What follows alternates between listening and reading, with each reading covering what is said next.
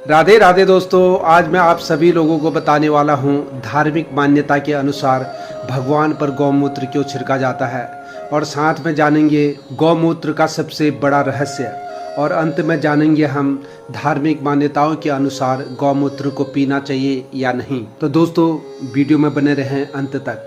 हिंदू धर्म में इसे गौ प्रोक्षण कहा जाता है। इसके पीछे कई मुख्य धार्मिक कारण हैं। नंबर 1, गाय में 33 कोटि देवी देवताओं का वास होता है। शास्त्रों में माना जाता है कि गाय के शरीर में सभी देवी देवता निवास करते हैं।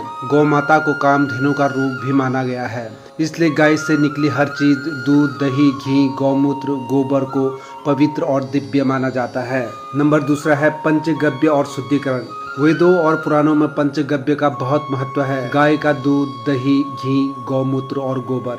पूजा से पहले स्थान, मूर्ति या यजमान को शुद्ध करने के लिए पंचगव्य या सिर्फ गौमूत्र का छिड़काव करते हैं।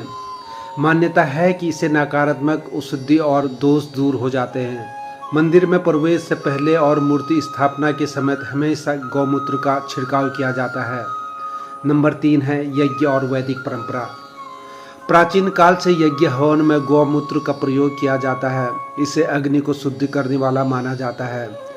देवताओं को प्रसन्न करने और पूजा को फलदायी बनाने के लिए इसका उपयोग किया जाता है। नंबर 4, पाप नाश की मान्यता। कुछ ग्रंथों में कहा गया है कि गौमूत्र से प्रोक्षण करने पर छोटे मोटे दोष और पाप नष्ट हो जाते हैं, इसलिए विशेष पूजा, संस्कार और मूर्ति प्राण प्रतिष्ठा में इसका प्रयोग होता है। हर मंदिर और हर संप्रदाय में ये परंपरा एक जैसी नहीं होती है। बहुत से स्थानों पर आज सिर्फ गंगा जल या शुद्ध जल से ही प्रोक्षण किया जाता है। अब जानेंगे दोस्तों गौमूत्र का रहस्य। इसके बाद हम जानेंगे गौमूत्र का सबसे बड़ा रहस्य।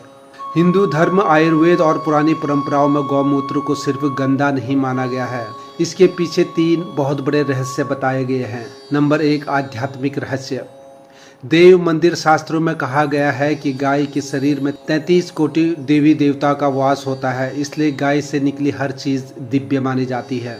समुद्र मंथन की कथा में माना जाता है कि अमृत की कुछ बूंदें गाय में समा गई थी, इसलिए गौमूत्र को जीवन शक्ति वाला माना गया है। तंत्र और पूजा में मान्यता है कि गौमूत्र के छिड़काव से घर, मंदिर और शरीर की नकारात्मक ऊर्जा दूर हो जाती है। नंबर 2, आयुर्वेदिक रहस्य। आयुर्वेद में गौमूत्र को संजीवनी कहा गया है। इसमें एंटीबैक्टीरियल, एंटी फंगल गुण होते हैं। पुराने समय में इसी से फर्श और मूर्तियां साफ की जाती थी। कई औषधियों के साथ गौमूत्र मिलाया जाता है क्योंकि माना जाता है कि ये दवा को शरीर में जल्दी पहुंचाता है। दूध, दही, घी, गौमूत्र, गोबर, इन 5 को मिलाकर बनने वाला पंचगव्य शरीर और मन दोनों को ही शुद्धि करने के लिए प्रयोग में लाया जाता है। वैज्ञानिक और पर्यावरणीय रहस्य। गौमूत्र में नाइट्रोजन, फास्फोरस, पोटेशियम होता है। किसान इसे प्राकृतिक खाद और कीटनाशक की तरह इस्तेमाल करते हैं। मंदिरों में पहले रासायनिक फिनाइल नहीं हुआ करते थे, तो गौमूत्र से ही सफाई और शुद्धिकरण का काम किया जाता था। अब हम जानेंगे गौमूत्र का सबसे बड़ा रहस्य। गाय को माता मानने की वजह से ही गौमूत्र को भी माँ के आशीर्वाद जैसा माना गया है। श्रद्धा के कारण से ही इसे पूजा में जगह मिली है। आज विज्ञान और श्रद्धा दोनों अपने अपने तरीके से इसे देखते हैं। तो अंत में जानेंगे दोस्तों धार्मिक मान्यताओं के अनुसार गौमूत्र पीने से क्या होता है। हिंदू धर्म और आयुर्वेद में गौमूत्र को गौ अर्क या पंचगव्य का हिस्सा मानकर बहुत पवित्र माना जाता है। शास्त्रों और मान्यताओं के अनुसार इसके कई लाभ बताए गए हैं। नंबर 1, शारीरिक शुद्धिकरण। आयुर्वेदिक ग्रंथों में इसे कायाकल्प करने वाला कहा गया है। मान्यता है कि ये शरीर के विष और टॉक्सिन बाहर निकालता है। पुराने ग्रंथों में पेट, त्वचा, जोड़ों और श्वास से जुड़ी बीमारियों में इसका उपयोग किया जाता है। नंबर 2, आध्यात्मिक लाभ। मान्यता है कि श्रद्धा सेवन करने पर छोटे मोटे पाप और दोष दूर हो जाते हैं। कई साधु संत उपवास और पूजा से पहले थोड़ी मात्रा में पंचगव्य लेते हैं ताकि शरीर और मन दोनों शुद्ध रहे। नंबर 3 है धार्मिक कारण। गाय को माता और देवताओं का निवास माना जाता है, इसलिए गौमूत्र को गंगा जल के समान पवित्र माना जाता है।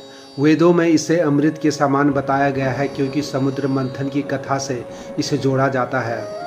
आज बहुत से लोग गौमूत्र को धार्मिक आस्था के रूप में देखते हैं और बहुत से लोग सिर्फ आयुर्वेद दवा के रूप में।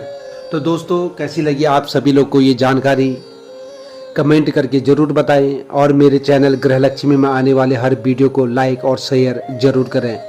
धन्यवाद।